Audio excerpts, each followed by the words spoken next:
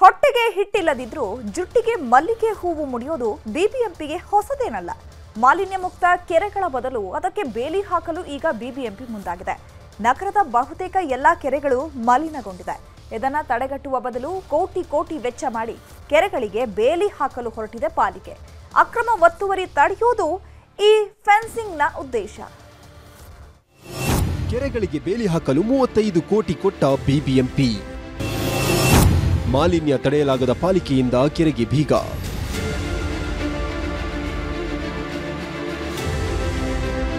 ಬೆಂಗಳೂರು ನಗರದಲ್ಲಿ ಒಟ್ಟು 210 ಕೆರೆಗಳಿವೆ.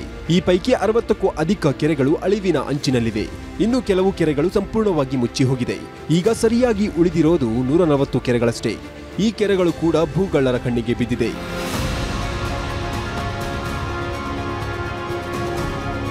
ಭೂಗಳ್ಳರ ಕಣ್ಣು ಬಿದ್ದಿರುವ ಸಮಯದಲ್ಲಿ ಒಳ ಚರಂಡಿ ನೀರು ಸೇರುತ್ತಿರುವ ಕಾರಣಕ್ಕೆ ದೊಡ್ಡ ದೊಡ್ಡ ಕೆರೆಗಳೆಲ್ಲವೂ ಮಲಿನಗೊಂಡಿವೆ.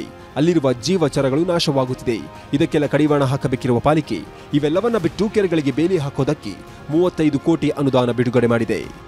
ಕೆರೆಗಳಿಗೆ ಫೆನ್ಸಿಂಗ್ ಮಾಡಲಿಕ್ಕೆ ಎಲ್ಲೆಲ್ಲಿ ನಾವು ಕೆರೆಗಳಿಗೆ ಹೊಸದಾಗಿ ಫೆನ್ಸಿಂಗ್ ಮಾಡಬೇಕು ಮತ್ತು ಕೆಲವು ಕಡೆಗೆ ಫೆನ್ಸಿಂಗ್ ಹೋಗಿದೆ ಆ ದಿಕ್ಕಿನಲ್ಲಿ ಆ 50 ಕೋಟಿಯಿಂದ 21 ಕೋಟಿ ರೂಪಾಯಿಯನ್ನು ಆ ಕಡೆಗೆ ಶಿಫ್ಟ್ ಮಾಡಿದ್ದೇವೆ. ರಿಮೈನಿಂಗ್ ಹಣ ಕೂಡ ಇದೆ. ಅದರಲ್ಲಿನೂ ಕೂಡ ಬೇರೆ ಬೇರೆ ಪ್ರಸ್ತಾವನೆಗಳು ಈಗ ಬರ್ತಾ ಇದೆ.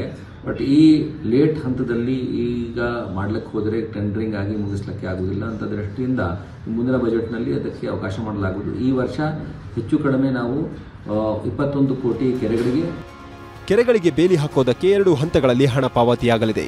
ಮೊದಲ ಹಂತದಲ್ಲಿ 20 ಕೋಟಿ ಹಾಗೂ ಎರಡನೇ ಹಂತದಲ್ಲಿ 15 ಕೋಟಿ ಹಣ ಬಿಡುಗಡೆಯಾಗಲಿದೆ. ಕೆರೆಗೆ ಸೇರುತ್ತಿರುವ ಕೊಳಚೆ ನೀರನ್ನು ತಡೆದು ಕೆರೆ ಉಳಿಸಬೇಕಿರುವ ಬಿಬಿಎಂಪಿ ಕೋಟ್ಯಾಂತರ ರೂಪಾಯಿ ಖರ್ಚು ಮಾಡಿ ಕೆರೆಗಳಿಗೆ ಬೇಲಿ ಹಾಕಲು ಮುಂದಾಗಿರುವುದು ಅನುಮಾನಗಳಿಗೆ ಎಡೆ ಮಾಡಿಕೊಟ್ಟಿದೆ. ಆಶಿಕ್ ಮುಲ್ಕಿ, ನ್ಯೂಸ್ 18. ಕನ್ನಡಿಗರ ನೆಚ್ಚಿನ ನ್ಯೂಸ್ 18 ಕನ್ನಡ ಈಗ ವಾಟ್ಸ್ಆಪ್ನಲ್ಲೂ ಲಭ್ಯ.